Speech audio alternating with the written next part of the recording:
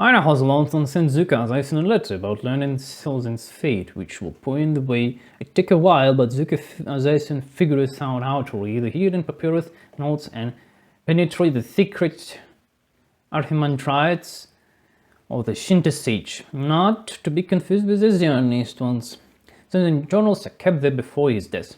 Rokku and Sozin were friends, and a fallout became Rokku to reject Sozin's idea of taking over the world together. The argument was the nations should live in peace. This set of chain of contradictions, as early in the Herald of the Guru had stated a different opinion. Nations are merely an illusion, so Rokku is pushing for illusionary votes and very aggressively. He would enter into a negotiation and discuss various scenarios for taking over the world, through gentrification under settled conditions, or through trade wars or some other way.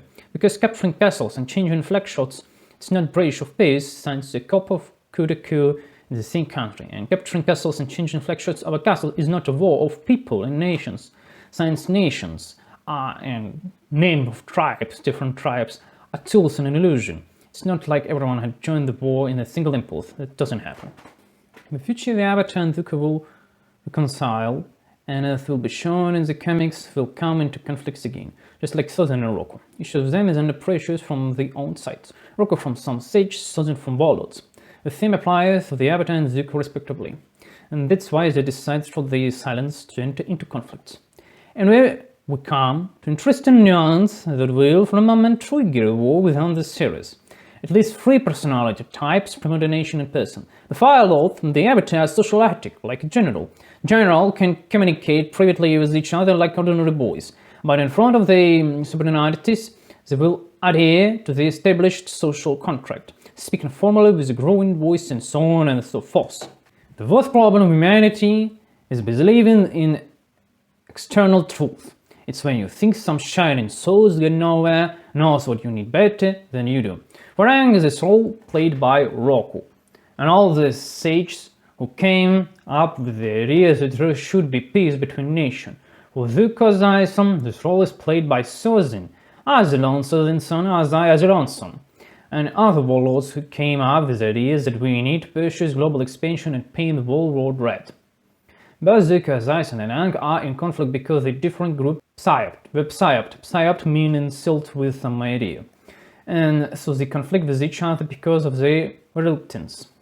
Within this serial, there is the conflict between Sozin and Rokku.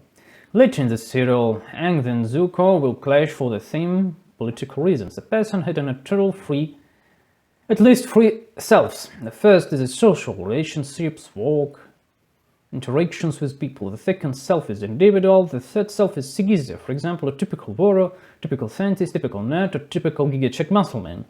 A personal influxed by an archetype is connected to individual incursions. Aang Sigizia is typical peacemaker monk.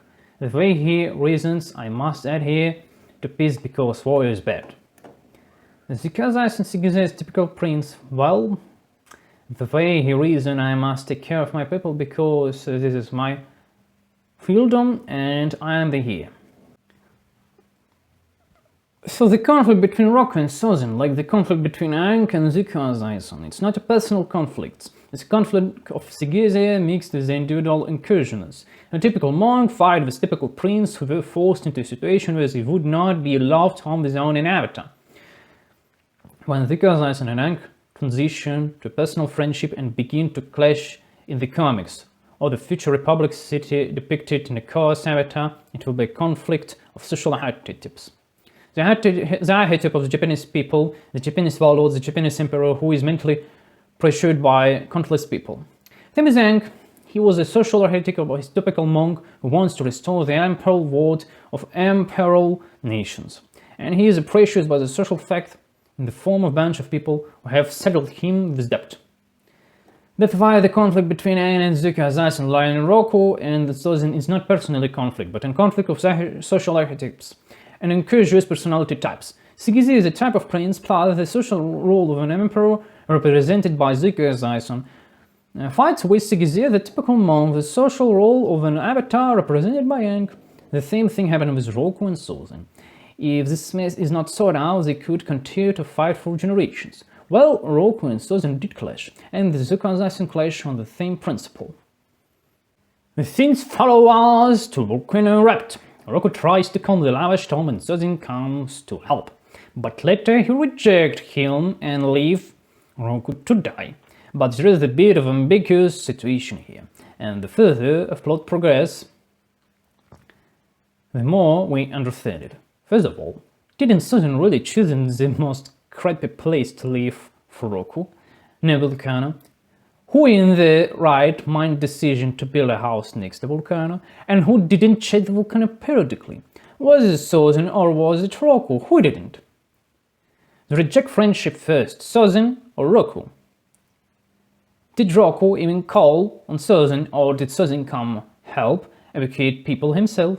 Is not Rokku an asshole for not having his own students to back him up in a pinch? Is not Rokku an asshole for not preparing an emergency kit? Is not Rokku an asshole for running a fort to save an imperial village inhabited by idiots who were not prepared for the volcano eruption at all? He could have saved himself first.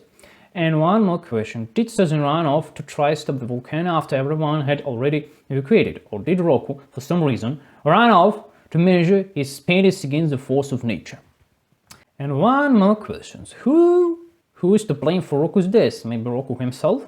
Even his dragon arrived to help with evacuation, and instead of retreating and deciding that maybe everyone had already evacuated and no help was needed, they could leave his island. Rokku decided to stay and continue to suffocate. And there is screaming that everything is fine. And who trained the dragon so stupidly? The dragon, instead of grabbing Rokku with its teeth and flying away, covered Rokku with his body. One incooperative and ambiguous decision after another. That's I like about this serial. If how it's shown all ambiguity of the situation. At the beginning, it's a good kind Rokku and the evil bad Japanese, and as it goes on, it becomes more ambiguous. It turns out the Japanese are not evil, they just have their own perspective. It turns out that Sozin is not an asshole, an idiot, he just has his own perspective. It turns out Rokku is not a good person, but a fool who made a lot of systematic decisions that led to his death. And to war in future.